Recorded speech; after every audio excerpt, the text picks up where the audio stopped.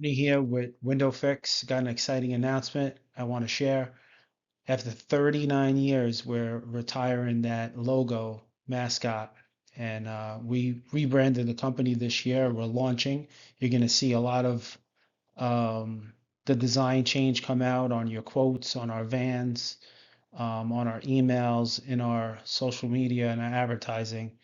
And here's what you're going to see. Boom, this is the new Window Fix logo. We wanted to use bright colors. We wanted something very memorable when you look at it that's stuck in your mind. And we wanted to honor my dad. That logo represents him. You see the JC, John Cappello. He's the founder of our company. That's what he used to look like when he used to go out in a van by himself and pretty much do it all. So we're really excited to roll this out. We feel that also this logo tells our brand story, being that it represents John, and you should be seeing our truck rolling out on the streets. We actually are wrapping all our vans, so within the next few weeks they should all be done.